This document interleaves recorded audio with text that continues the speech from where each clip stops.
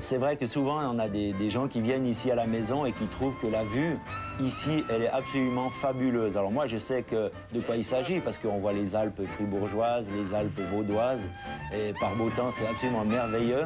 Et ce que j'aime souvent dire, en plaisantant, en boutade, justement, que c'est vraiment un peu du gaspillage de mettre un aveugle habiter dans un si joli coin. Et je fais du tandem. C'est un moyen vraiment super pour les aveugles de faire du sport. Et puis j'ai la chance d'avoir dans les alentours ici quelques pilotes, quelques guides qui viennent rouler avec moi. Par exemple, l'année dernière, j'ai fait quelques 8000 km. Bravo, top là, donc 3 fois 92 kg, on est à 270 aujourd'hui.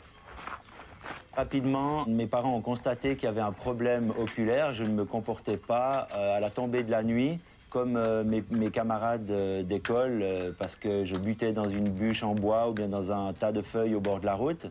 Et puis ils ont commencé à se poser des questions en se disant mais ce garçon ne circule pas tout à fait normalement. Et effectivement, il s'est avéré que j'ai une maladie oculaire qui s'appelle la rétinite pigmentaire. C'est une maladie dégénérative qui tue les cellules de la rétine et les cellules meurent et ne se régénèrent pas.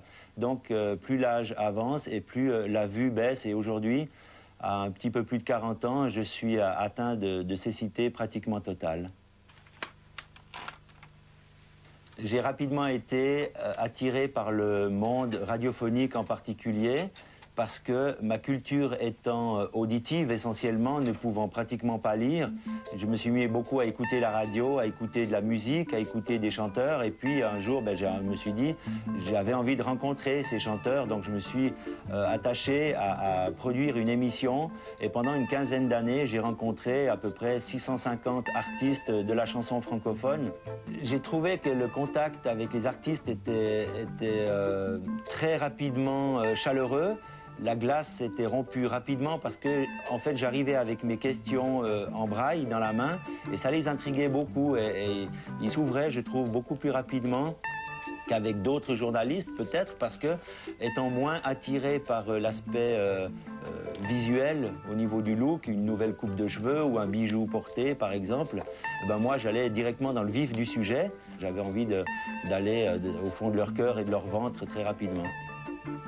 Les gens que j'ai rencontrés depuis une quinzaine d'années sont un petit peu encore chez moi et ils sont parfois même devenus des amis.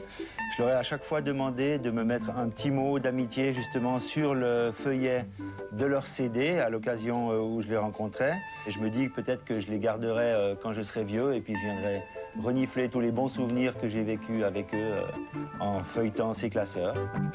Mama was queen of the mambo, Papa was king of the Congo. Deep down in the jungle, I start banging my first bongo.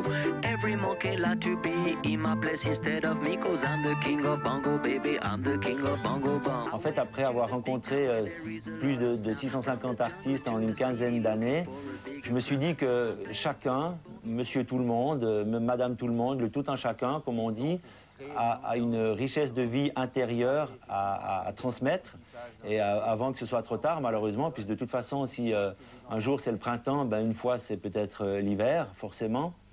Et je me suis dit que j'ai envie d'offrir et de graver un disque à quelqu'un qui a envie de venir se raconter pour la postérité, transmettre un patrimoine familial sonore à une descendance ou à des proches. Il y a en Afrique un proverbe que j'ai entendu pendant toute mon enfance et qui dit « Un ancêtre qui disparaît, c'est une bibliothèque qui brûle ». Et cette phrase m'est revenue, mais vraiment très forte dans les oreilles lorsque j'ai pensé à cette idée.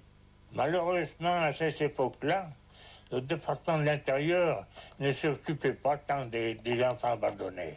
D'autant plus qu'il s'en occupait que pour les placer. Un grain de voix est vraiment quelque chose de tout à fait émotionnel ou qui apporte autant d'émotions qu'une photographie quand on pense à une personne, qu'elle soit vivante ou qu'elle n'existe plus, par exemple. Je crois que c'était Confucius qui disait « Une image vaut 100 000 mots ». Et moi, j'ai un petit peu trituré cette phrase en disant un grain de voix vaut 100 000 photographies. B-O-N-L-I-O-U-R, espace N-A-H-A-R-I, espace guillemets, E-N-F-E-S, espace S, S, espace R, Z, espace R-A-N-S, espace O-N-R. Bonjour Nathalie et toute l'équipe d'entrée sans sonner. C'était Saint-Exupéry qui disait « On ne voit bien qu'avec le cœur, l'essentiel est invisible pour les yeux ». Je veux croire qu'on peut vivre en étant aveugle, mais j'ai de la peine à croire que je pourrais vivre sans émotion et sans sensation. Je pense qu'avec de l'énergie, avec beaucoup d'humour, un peu de tendresse et pas mal d'amour, ben je crois que la vie vraiment vaut la peine d'être vécue. Je trouve que je suis très heureux d'être au monde et d'y voir clair.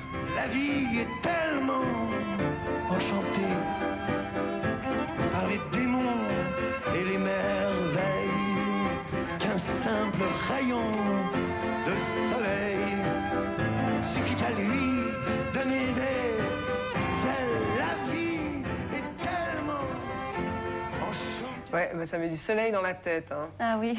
Alors comment, il a eu du soutien un peu pour ce projet d'audiobiographie? Alors oui, pour commencer, il y a Alain Morisot, donc, qui s'est porté en tant que parrain du projet. Disons que lui, ça l'a beaucoup touché.